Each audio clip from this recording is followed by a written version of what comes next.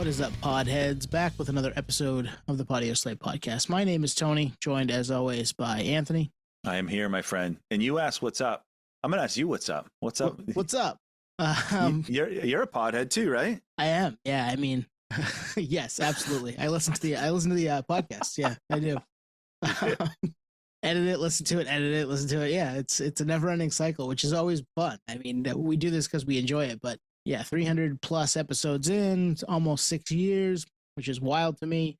Anything and everything. A couple weeks back, we had Pat from Have Heart and many other bands talking 2000s hardcore. Last week, we did Death Cab for Cutie's Plans, turned 20 last year.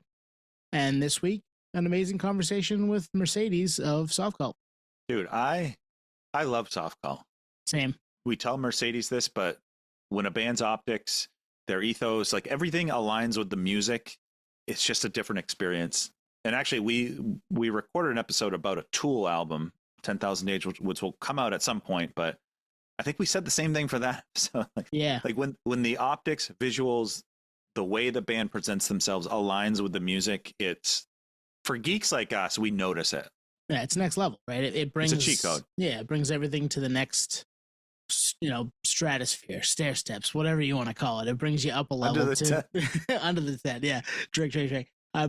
Brings all of those things. It makes them all mean a little more, and we get into that with Mercedes as well about doing art, making art for yourself first, and that's an important thing to keep in mind when you're critiquing somebody's art, right? Like when you're listening to something with the idea behind music being an outlet for someone, and in Softcult's case, I think it's pretty apparent that they're making music for them, and people are vibing with it and understanding the message and understanding, what's going on there, and we are two adopters as well. Being new to the band a couple of years ago, and now being all in on this debut full length.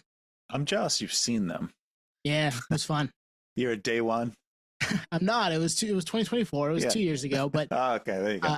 And turned on to it by hearing, and when we talk about it with Mercedes, hearing them on the Teenage Wrist record 3 years ago. So it's all one big happy family sometimes, and we the sandbox that we get to play in is with a lot of bands that we really dig, some new, some old, and it's not lost to me that they are willing to talk with us for an hour, and it's so cool that we had this combo, because I really enjoyed this one. I was looking forward to it for a while. We had talked about pitching them before and to talk to them before, but then with the album coming out, which it came out Friday, it's called When a Flower Doesn't Grow, out on Easy Life Records. It's out there. Go listen to it.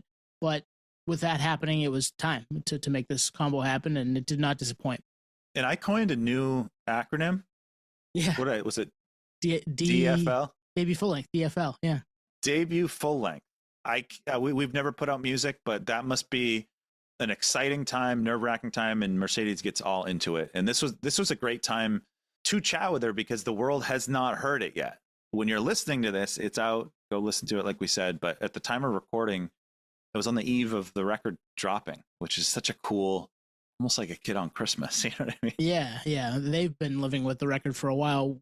The rest of us get to have it, the next day, or this past weekend, and giving that music out to fans and music nerds alike to dive into it and sink their teeth into it and unpack and listen to the different sounds and vibes and story that's told over the course of the 11 tracks. It's why we do it every week. What I want to do every week. I know other people listening probably similar vibes. So if you are new to Softcult, check them out. It's the album streaming everywhere. If you're familiar with them, you'll love the record. You will love this conversation. So I think with that, let's get into it. Mercedes Arn-Horn from Softcult. Let's go. All right. We're here with Mercedes from Softcult. Thanks for joining us. Thanks for having me. We've been looking forward to this one. We've been really Tony will tell you about how we, discovered you guys and all this stuff, but we've been really looking forward to this combo. So thanks for coming on. Sweet. It's great to be here. I've been looking forward to it too. Yeah, we don't go super far back, but you've only been around for 6 years or so, roughly, as a band. But we just celebrated the fifth year anniversary. This January marks 5 years. So we, our resident photographer friend Shawn and I went down and saw you in Boston almost 2 years ago, roughly. No way. Yeah, early February. With Super Bloom. We had Oh, just interviewed cool. the Super Bloom guys, and they were playing in Boston, and we live in Maine, so we're like, an hour and a half, 2 hours away. I was like, we got to go down, and Shawn was like, Softcult's there too, and I'm going to try to shoot it as a photographer. I was like, oh man, let's go, and blown away. The set was awesome, amazing. You come into the room, it was so much fun, and a tiny little venue that no longer exists, unfortunately, but it's so much fun. Thanks for coming. Oh, that makes me sad it doesn't exist anymore. Tony's been rubbing in that show for 2 years. I couldn't make it. Yeah, I couldn't go, but the photos were amazing, and Tony just had all good things to say about the live show. But I think Tony probably heard about you way back because he's like an A&R guy and finds out all bands even before they start. But first time I heard your voice was on a song called Still Love by Teenage Wrist. Yeah, cool. There's like at the 2-minute mark, there's this voice that's not Marshall's. There's this voice that comes in. And I don't know about you, Tony, but the first time I heard it, bloody knuckles and blackened eyes, I'm like, who is that? Like, who is that? And then you kick it up a register with and you Still Love, and the whole song explodes, and it was so good. I was like, who is that? And I was like, Softcult. And that's how we were introduced to your music.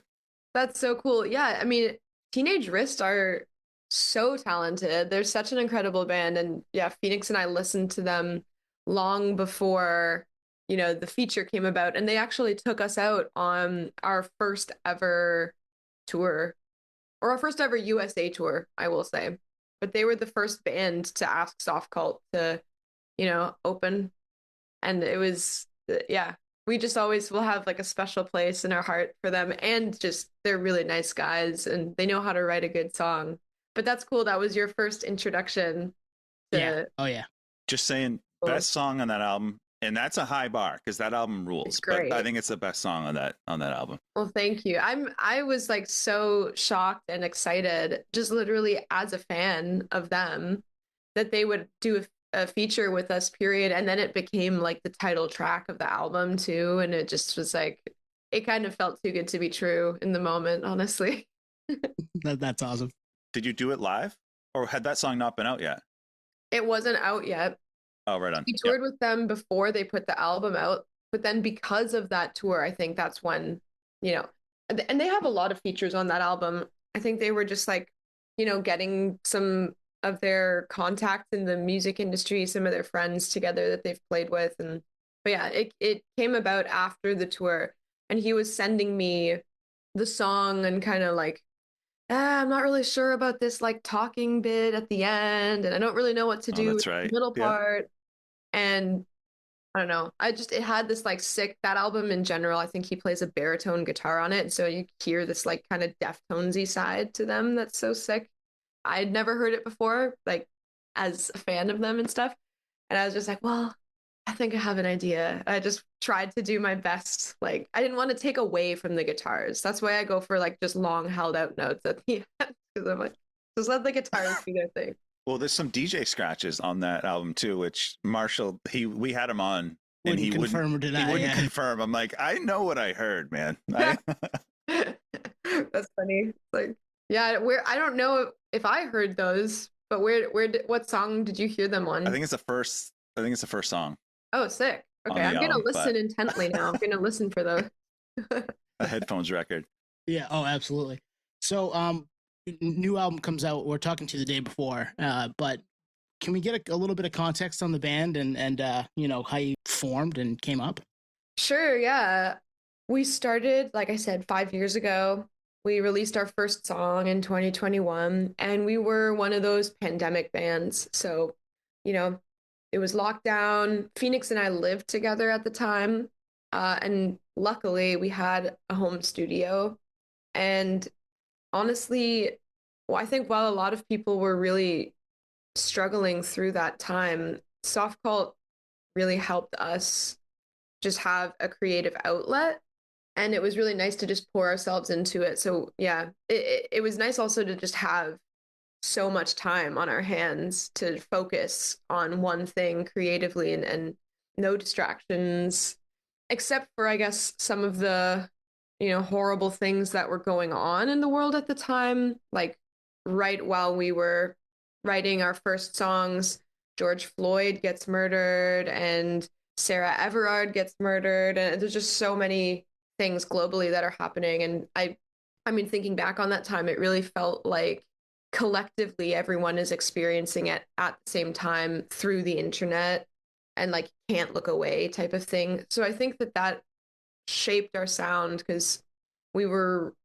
really angry and like we just wanted to write music that had something to say. It just felt like, I don't know, it just felt weird to write about anything else at that time. And that's kind of how we feel now too. It's like just, you know, world events and stuff and the political climate have just like shaped us as a band, I feel like. But yeah, we were always really influenced by Riot Girl punk and stuff, even though we have more of a shoegazy sound. So I think that our politics and just, you know, our social opinions and stuff just make it into the music lyrically a lot. But yeah, it started with just Phoenix and me from the beginning. You turn the TV on and there's 13 things a day that are terrible. Yeah. Like it's just so to have something to put that frustration and have that outlet. I can see, you know, how that became a thing for you. Mm-hmm. We started this during that time too, just because we had free time and wanted to talk about music with people. So we can relate a little bit. That's really cool. Yeah. And then it's nice because it's like, I feel like so many people, especially creative people that I knew at the time, it's like, can't tour. Releasing an album during that time felt so hopeless. And it's like having this creative outlet gives you a sense of purpose. And I've always felt lucky. I'm sure you guys can relate, but just having this like compass I've always had sort of like a path. The you know, the music life has always led me somewhere. So it's like I've never had to wonder like, what am I going to do with my life? You know, where am I going to go? It's always just been this. So I know you and Phoenix were another band before this. Were you like continuing to write because you lived together? Was there ever a moment you're like, hey, let's just write some songs? Or was it, hey, at the start of Softcult, that's when it kind of restarted? Well, yeah, that, funny enough, like the lore is basically we started a band, like our first band was Courage My Love. And that was like this emo pop punk kind of outfit that was very Warped Tour vibes. And we did a couple Warped Tours. Nice. But we started that band when we were like 15 and we got signed to a major label like really quickly. And, you know, there were a lot of great experiences and it was like very exciting and stuff. But ultimately it ended up being a really rough experience because we ended up later in the band's career signing a 360 deal. And I feel like if you've ever seen any band documentary or like music documentary, you just know that that's like, no, yeah, you don't do that. Yeah. Don't do that. So it was just, and we didn't know at the time, like we were just excited that, you know, it seemed like the label was really wanting to invest more in the band. So we kind of had stars in our eyes and we didn't realize what that would mean with like suddenly the relationship with the label changed really drastically. And they weren't just distributing our music anymore. Suddenly they were very invested, but they were also super invested in the creative process of it too. So a bunch of our music that we were writing, just we would send it to the label and they would have the final approval of everything. And so it just really changed the dynamic. Like they would turn down like 90% of the songs that we sent them. And that's so tough. I would not be able to do that. Yeah. I know you, Tony, you not having it. Yeah. It's not a fun environment when you're creative, and it made us question like our ability to even write a song. And we were also so young at the time, you know, and it's like, I don't know, it kind of soured our relationship to music for a while. But eventually when it just, I don't know, we kind of went through the major label ringer and we didn't have any money and we were writing music that to make it on Canadian radio, which that's a whole other side tangent, but it's like really, it's such a small, like, I don't know, small, narrow, I guess, space. Like you really have to fit a very specific vibe to make it onto Canadian radio as a Canadian artist. So I don't know. Eventually we were just like, hey, we want out of this deal. And I think the feeling was mutual. And so we parted ways and you know, I have a lot of fond memories. Like I said, they helped us like launch and everything. And it was our first experiences But by the end, we were just so relieved to not be doing it anymore. And we started Softcult, the pandemic happened. We started Softcult just kind of for ourselves as a way to find our love of music again. And we never really expected it to become successful or anything like that. But it's been really good. Like we had no complaints. Yeah, you earned your stripes with going through the ringer with the previous band, and the pandemic kind of reset everything for you and start over. Yeah, and honestly, I mean, I feel like a lot of people had a similar experience. Like during the pandemic, we were all really faced with our decisions and like our life at that point. There's no escaping it, and there's no distraction from it. So it did feel like, yeah, like an emancipation or something in a way. And then this project, we had all these songs, like I said, and all these ideas that they wanted to come out. And so it was really cathartic to write that first EP and then to have it go over so well. It was very healing, honestly. So Kitchener, Ontario. I know nothing about the region.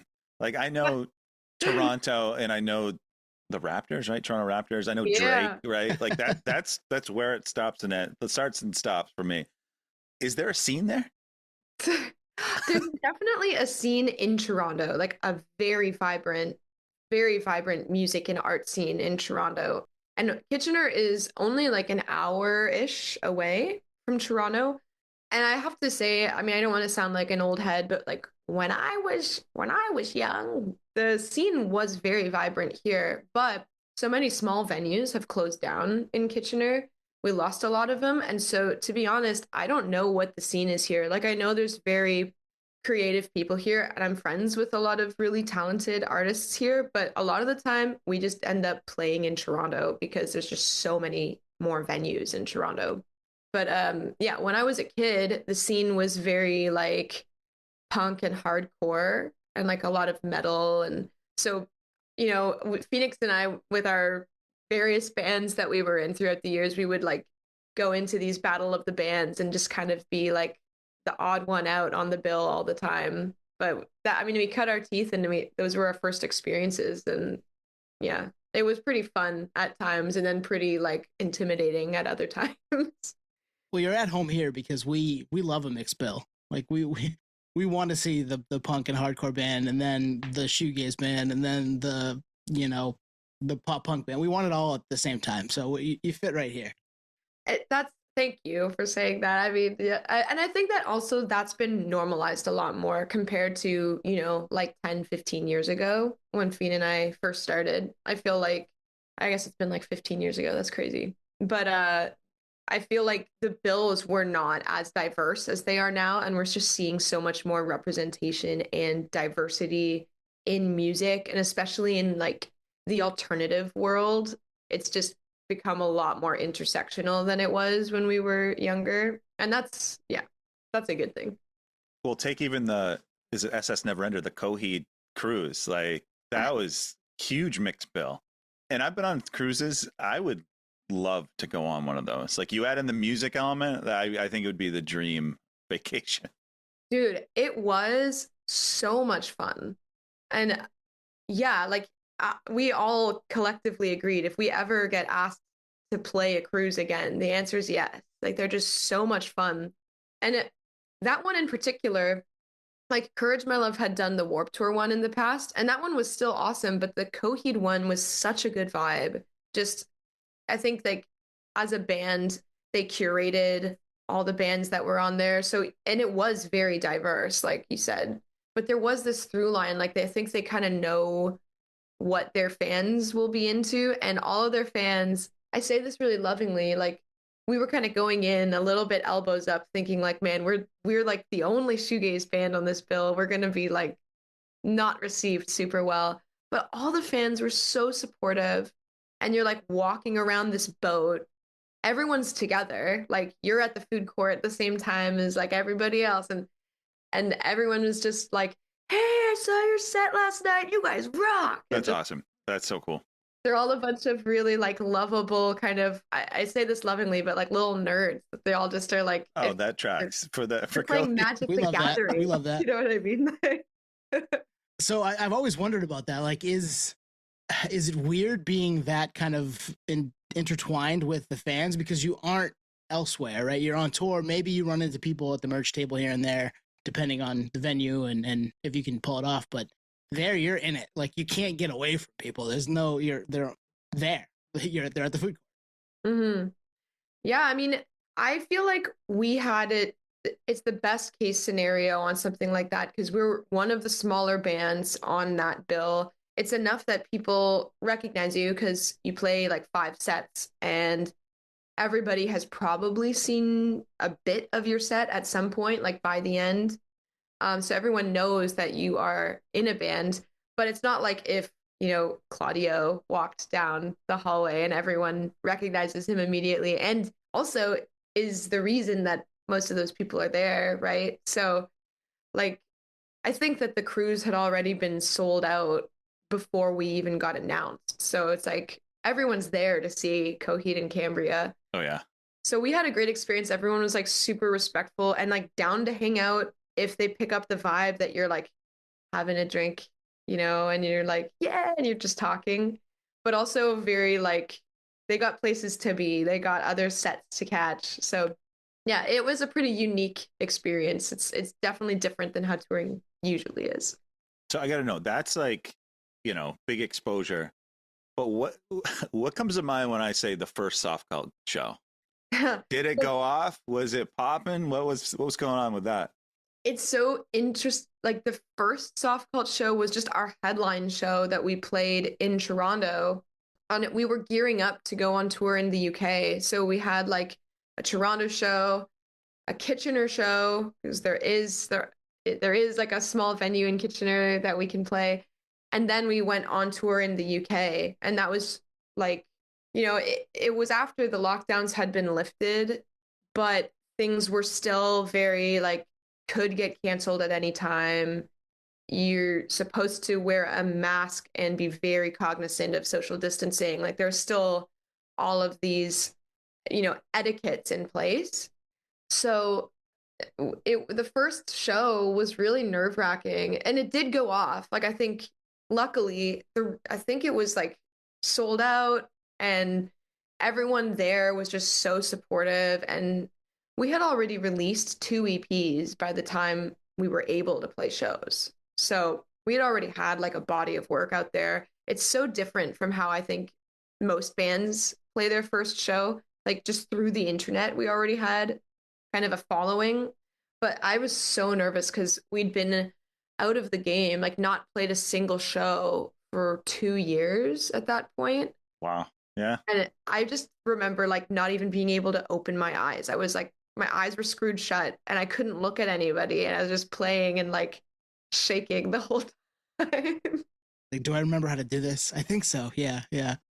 Literally. And it's like, not only is it the first show in 2 years, but it's a new band and like all new people except for Phoenix and me. And just like, yeah, I was so, can I confess something to you guys that still haunts me? Absolutely.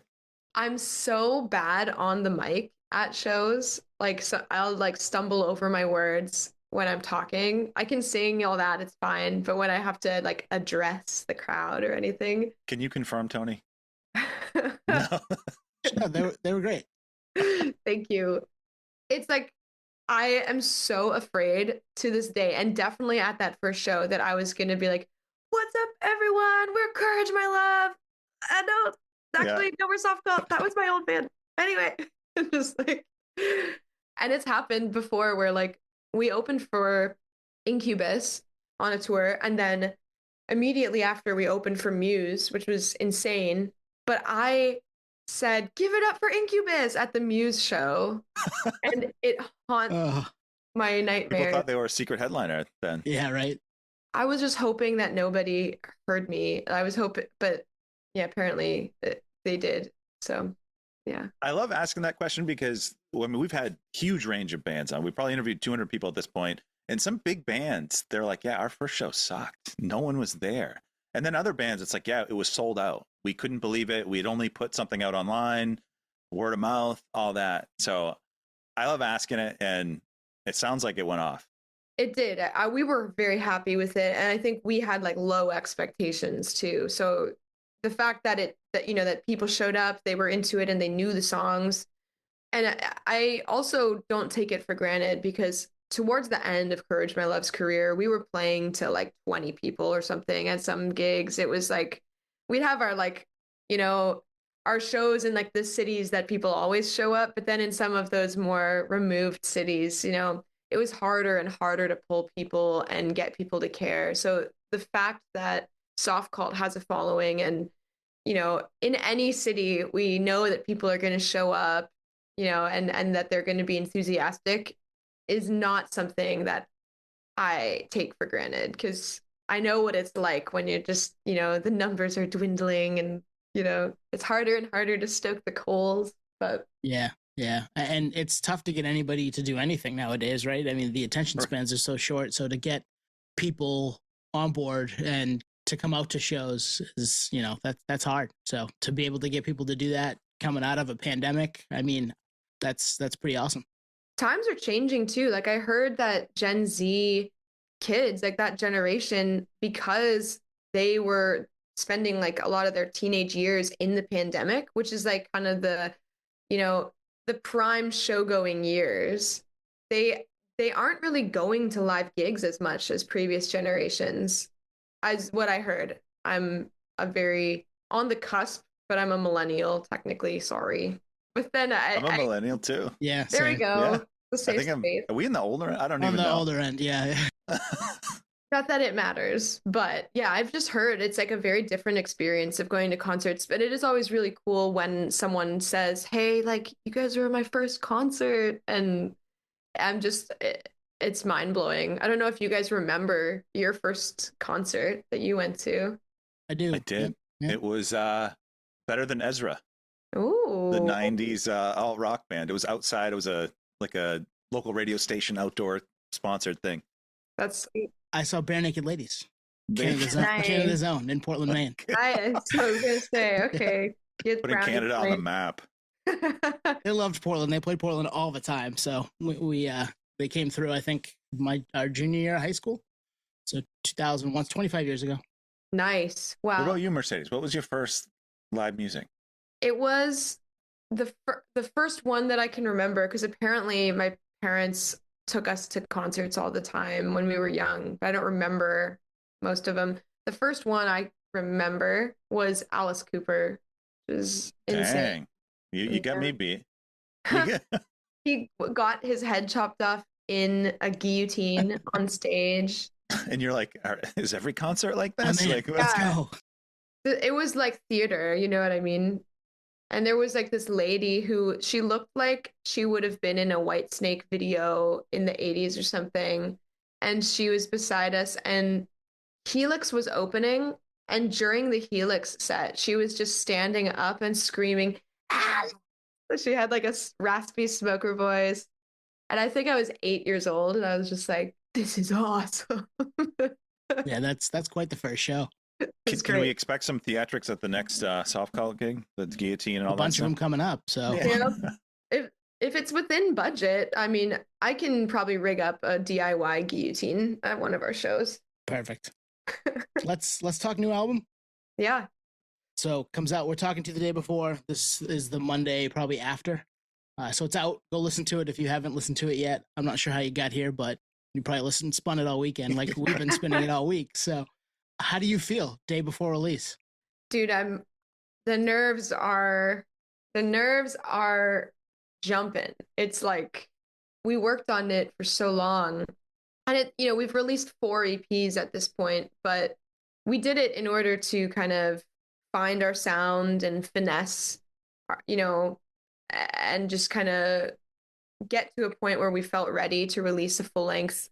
And I feel like when you release EPs, there's a lot less pressure on things, like you don't really care about the first week numbers or anything like that, which Phoenix and I don't really care about that still, but there's just more that like goes into making an album. So we took like 6 months off to make the album and we finished it like a year ago.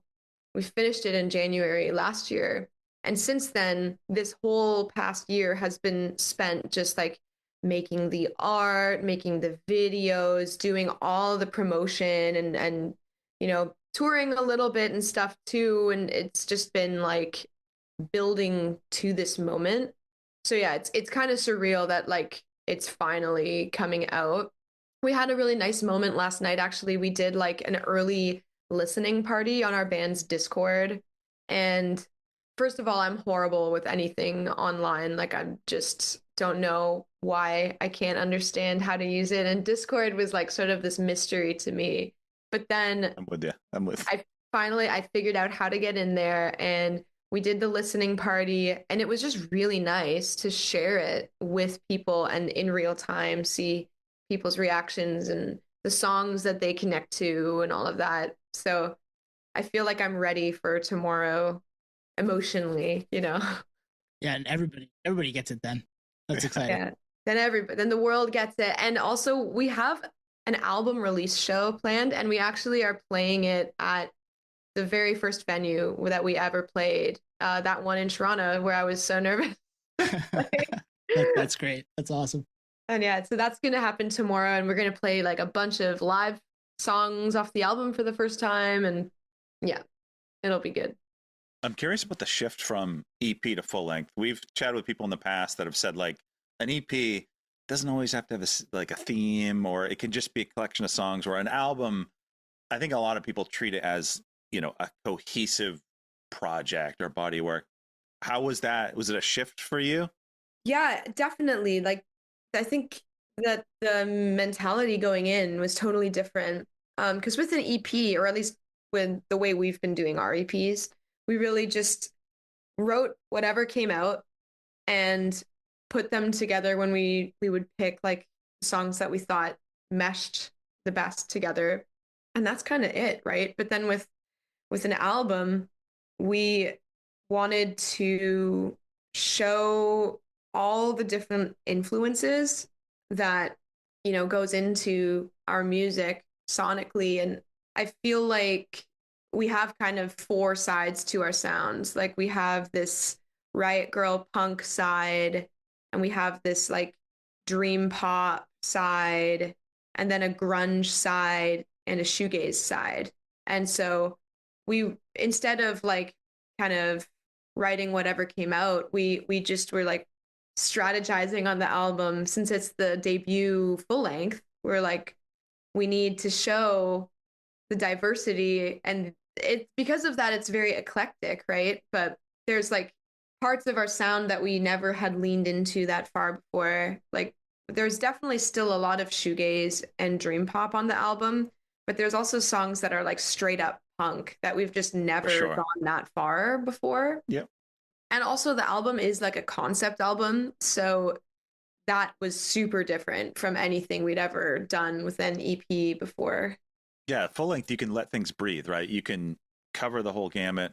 I gotta ask, it finished a year ago. Does it feel like they're old, or now it's like, how does it feel? Because we've heard a lot of bands say like, we made that album 2 years ago. We're sick of the damn thing, Yeah, I'm not sick of it yet, but they definitely don't feel new. Like we've been living with these songs and sitting on them, even the mixes and masters we've had for months at this point. So it's but it's always kind of nice when you share it with people for the first time, because then it feels like you're experiencing it again, like through them. And it's always interesting. Like we never know what songs are going to be the ones people relate to the most or that they connect to the most. It's usually not the ones that we connect to the most. Yeah. Yeah. We hear that all the time. It's crazy. People will grab a song that the band never saw coming, and it's like, well, I guess that's a song that people are into. Maybe we should incorporate it live, or pay a little more attention to it. That seems to happen a lot. You can't force it and you can't predict it. So it's like, it's going to be cool. Like that's what I'm excited for, to see which ones people really gravitate towards when it comes out. But yeah, I don't know. I think to your point, there's a lot of storytelling you can do on a full length album that we didn't have the time to do on EPs. Like you can sort of create a vibe on an EP, but then with a full-length album, it's not just a 6-song EP. There's 11 songs, and I feel like we were able to tell a story in those 11 songs. So yeah, we'll see what we do after this. If it's another full length, if we do a couple EPs and then another full length, I don't really know.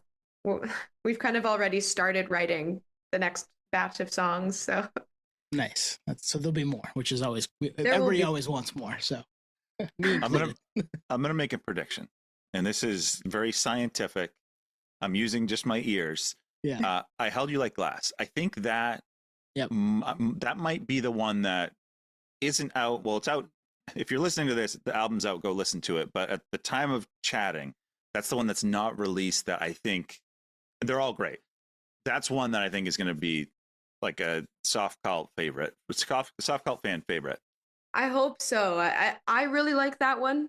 It's one that I connect to a lot, and it's one of those ones that just like when I was sitting down with my acoustic guitar in my apartment, like it just came out in under an hour. Like the whole song was done, and that's crazy. We're just like chipping away at finishing the songs. That one was just flowed out. But what's giving you that prediction? Is it just the title, like the vibes on the title? I think it's the vibe. I think it's like, again, you mentioned all these different sounds. That's one that is like, maybe it doesn't get into the Riot Girl stuff, but it's I would say a complete Softcult song. And I love the way the song breaks open at like 2 minutes. And then Tony, you heard something too, right? The scream at 2:30, like quiet scream at 2:30. Oh my god! Oh, you heard that? I did. Is that you? That's sick. That was Phoenix. Nice. And we literally set the mic up in a hallway outside of the room because we just didn't want it to sound like a loud, in-your-face scream. It's more like this kind of distance, like ambient thing. But it's cool you heard that because it's so quiet in the mix. I didn't hear it. Tony, he sniffed it out and I had the headphones on this morning. I was like, nice. That hit perfect. I love the way it was delivered. Like doing it in the hallway and having it be in the distance, so you have to really be listening to hear it. Oh man, so good. Thanks. Yeah, I love that part too. It just when we finally got the mix together, it's like chills every time. But yeah, that is one that we play live, and we're playing live, and so I hope that it is one that the fans, that they like. It's one that we really enjoy playing. It feels good, like you said, when you kind of the full band kicks in and it gets heavy. It just feels really good to play it live. And I don't even think we've said the name yet, but When a Flower Doesn't Grow, it is out now. You can get it. It's everywhere, right? Music videos, the Queen of Nothing music video, and I did some digging. You directed it. You wrote that. You did the whole treatment for it. So yeah, I was telling Tony, I think before you had watched it, Tony, I was like, it drew me in so much I forgot it was a music video. Sick. Yeah, it was really well done. So have you always been in like visual creative control and all that? Yeah, you know what is interesting, like from the beginning, is from the very first Softcult music video, we've released a video for every song that we've put out, even the ones that aren't singles. So we're planning on doing that with this album too. Even post-release, we're still going to make videos for every single song and roll them out, during the album cycle. And I've been the one that's edited all of them, directed all of them. I come up with the concepts for them. And for the last couple of years, I've also been shooting them. But obviously, I get help when I shoot them. Like when I'm on camera, Phoenix is sometimes behind the camera, or my partner, Kayleen, is behind the camera. And it's like, it's a very DIY, like bare bones setup, but we make it work. Always a passion for you to do that stuff too? Yeah, I've always wanted to. I feel like I learned a lot, in the early days of Courage My Love, and I think that the label was paying for these really high budget music videos, and I was just kind of watching things behind the scenes, and we definitely can't afford to do them on that level. But I learned, to be honest with you, that it's like the idea that makes the video, and you can do it on a low budget if you can come up with a really good idea and you're clear on how you're going to execute it. But it's still a learning process for me. Like everything I've learned on how to do it on the technical side has just been through like YouTube tutorials. YouTube University. Like Love it. Yep. Love it. We live there. I love this because and I've said this in previous interviews and episodes that you can just do stuff. You don't need a big budget. You don't need a major label. You don't even need a label. You can just go do stuff. And I love it. It's inspiring because, Tony and I, we'd love to do more on the video world, but it comes down to time. But there's always a easier, better way to do things. So maybe, we'll be inspired by this and DM, ask a couple questions. Go back on YouTube University. Yeah, do you have any questions? I'm an open book, and it's daunting. Like, I totally understand, because I think also if you're like a creative person, there is a very technical side to filming things and lighting things and just, understanding the theory of how to do those things can seem very intimidating. I was intimidated by it. I still am, but I don't know. Once you do it, there's no better teacher than experience. So you're just totally agree. Just go for it, right? And it's been a very empowering thing because this project has taught us both new skills. Like, I never had tried doing anything like that before Softcult. Now I really love doing it. Phoenix engineers and produces all of our music too from the home studio, and they are completely self-taught. And they also do all the art. So every t-shirt, every album art or single art, or even like the zines that we make, that's all Phoenix with like a printer, a photocopier, scissors, and glue sticks, and just like making it happen. And they love doing it. Like, I think that they could do a side hustle as just an artist that sells prints with all that stuff. So absolutely. Yeah. Yeah. Well, and the artwork is awesome. So that makes sense, the artwork for the new record. And you said Phoenix does all of that too? Yeah. Vinyl package, all that stuff? Yeah. Fiend is just very artistic. Like, visually, I just think Fiend has this sick style, and like, it's very DIY and it's very lo-fi. And we did that on purpose because we knew, like, neither of us are like graphic designers, and we don't have the chops, and we don't have, the knowledge on how to use Photoshop in that way. Like, we didn't want it to look too glossy. And so we really leaned into the lo-fi elements of it, where you like the imperfections and like all of that. Like, when the printer is kind of running out of ink and you get the weird lines and stuff, it kind of adds to the ambiance of the whole thing, right? So, but yeah, that's also, I think Phoenix really enjoys making it with their hands, and we'll just put on like these band documentaries or like punk documentaries or podcasts a lot too, music podcasts, and we'll just be cutting. There's just like shards of paper everywhere, but it's really fun. It's like a very crafty, that's awesome, fun experience. Yeah, you said exactly what I was going to say. Is it's not too glossy. It fits the music. It draws you in. It's captivating, and it does remind. I'm looking at it right now. It reminds me of like a zine, the way it's put together. Whose hand is that? Say whose hand is that? The hand on the album cover? Yeah, whose hand is that? Is that yours, Tony? Is that your hand? No, that's our dad. Oh wow. Yeah, he's been a model in a lot of projects, and he's amazing. He's 77 years old, and he took, with our point and shoot camera, he took our first ever promo photos during the pandemic. Our bubble was quite small. We have 2 elderly parents, and we didn't want to mess anything up with their health, so we kept the bubble really small, and we just asked him, hey, will you take like our promo pictures?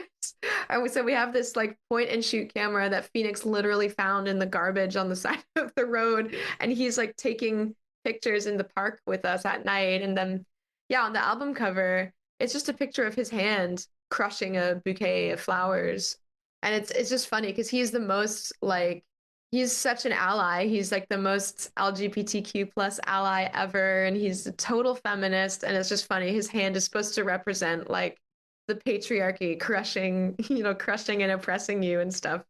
But he's like not that at all.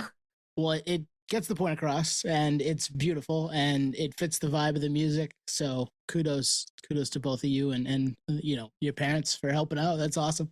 Yeah, thank you. Yeah, I'm glad that it comes across because when we were we already knew the title of the album before we made the artwork. And then we were just trying to figure out, like, we just didn't want it to be like just a flower. You know what I mean? We're like, we need it to be something a little more visceral or like, something that's a little more iconic, imagery. And Fiend came up with that idea. And we went to the park with our dad and did a little photo shoot and then photocopied it a million times and scanned it a million times. What's been the feedback so far? Because there are, at the time of recording, there's been, I think there's 3 or 4 songs out now, but what's been the feedback? So far, so good. I mean, the funny thing is, like, I think people like the music connects with people. The lyrics are hard hitting on a lot of the songs, but I think sometimes it is cathartic not only to create music like that, but to listen to music like that. Like if Agree. you are, you're angry or you're sad and that's the music you want to listen to. You don't listen to happy music to cheer yourself up. And it's kind of fascinating, but it's like naturally we're not trying to avoid those feelings. We're trying to like dive deeper into them and then go through them, which is a beautiful thing. I feel like the music is like people are resonating with it. And we did like try to this is so soul crushing to talk about, but we tried to step up our social media game for this album launch. And it's funny because I feel like when it gets exposed to kind of a wider pool of people that aren't naturally finding it on their own, if someone's first experience of it is through like an Instagram reel or something like that, they have a totally different relationship to it. And I'm noticing 100%. a lot more discourse on like what the lyrics are about and all this stuff in the comments. There's a lot of like debates going on. And I'm kind of here for it. I kind of like that it's like polarizing in a way. It makes you feel something. I think my worst nightmare is if it was just like lukewarm and kind of absolutely bland, Well, it makes you feel something, and it's getting people to talk, and I think that's where a lot of things start. And I know the reels you're talking about, and I even love the vibe of those. It's black and white. The way you present the band, it is so in tune with the music. And oftentimes there are a lot of bands that I love where the optics don't match the sound, and it's just weird. It's just, but I think you nail it. Thank you. I'm glad. I mean, a lot of the decisions going into the art style of the band are just what we know we can execute. So with like not really having a budget of any kind, we knew that black and white zine aesthetic with like the scans and photocopies and everything was going to be our vibe. And as I said, we're very influenced by the Riot Grrrl movement, and zine culture is like a huge part of that movement. But also in the 90s in general, I think like a lot of bands, that's how fanzine culture started. People like talking about bands that they liked and shows and putting poetry and art in there. And we just found that very inspiring. So we always wanted to lean into that. But then, funnily enough, it's also a very accessible thing that anyone can do. Like if you have a printer and a scanner at home and, scissors, you can do it. So, yeah, it was like Anthony said, just go do. And you said experience is the best teacher. Do it 3 times, 5 times, 10 times. The 10th is going to be better than the 5th. Like just keep working at it, and it's going to come out, especially if you've got passion about what you're doing, right? And you and Phoenix clearly do. Right? This project clearly has passion behind it. It's not going through the motions by any stretch of the imagination. Thank you. We are very like it is a very personal project on every level because we do so much of it ourselves. We're so connected to every aspect of it. But I think what's really cool this time around, experiencing it the second time around, is we've learned that you have your most pure relationship with it when you do it for yourself. So it's nice. It is very validating when other people recognize it and relate to it and connect with it. Like that does feel incredible, but it can't be the reason that you do it. You kind of have to just do it for yourself. And then I think it comes across a lot more authentic and sincere. And the reason why we always like to get into, some context of your come up and previous bands is to kind of tell the whole story. And with you, it's the previous band, major label, and then to this, like it makes sense. Makes sense. Like you said, 90% of the output maybe was the label had critiqued or whatever. This is the stark contrast to that, and it makes sense, right? I mean, Tony and I, we do everything ourselves. I wouldn't want any other hand in it. It is all us. People so have it's tried. inspiring. People have tried. It shows us what's possible too, you know? And it's so true. I mean, it's not that collaborating is bad. Like, I love learning from like the Teenage Wrist collab, you know, just any collab we've ever done. It's not that I can't take criticism. It's more that I don't like that. I didn't really appreciate the vibe of like someone else is a gatekeeper to me being able to release the art that I make. And well said. You know, brilliantly said. Thank you. But yeah, I think that's the thing. When you're creative, you don't want anyone to come between you and making the art that you want to make. So, and with what you guys do too, you just don't want it to get watered down. It doesn't have to appeal to everyone. I think if you guys enjoy it, then other people are going to enjoy it because they, you know, they're drawn to what you guys do. It's unique to you, you know? Yeah. So touring, playing tomorrow, which happened over the weekend. It was awesome. Everybody in Toronto loved it. 10 out of 10, 11 out of 10. We're manifesting right now. But going out February 9th with lights, right? For a little over, what, a month and a half, about 6 weeks? Dude, yeah, it's going to be insane. So the tour with lights starts in Edmonton, Alberta. Don't know if you guys have ever been there. I don't know why you would have ever been to Edmonton, Alberta. I never will. No, I'm just kidding. Maybe someday. I mean, there's nothing wrong with it. It's known that in the winter it gets insane. It's like an Arctic tundra. There's so much snow. And we're going in February, which is peak, like around here, January, February are like the peak winter. And we're all going through kind of a crazy snowstorm right now, right? Yeah, we just had almost 2 feet. It's wild, right? So it's going to be unlike any tour we've ever done before. We never have played in that part of Canada. And then there's a bunch of USA dates and it ends in Canada again, comes back around. We're really looking forward to it. I think in total it's going to be like 7 weeks long.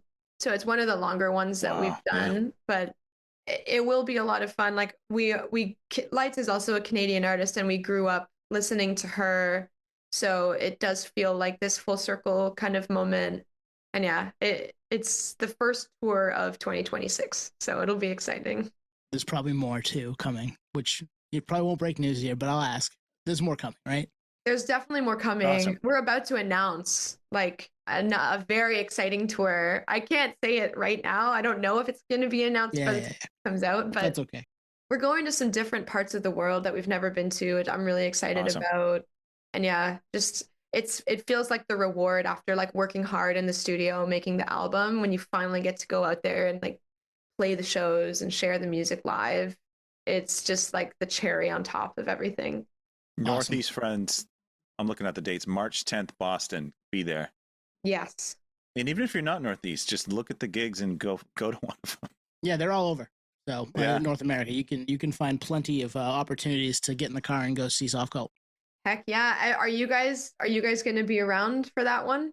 There's a very good chance. That's right in between my busy season at work. So okay, yeah.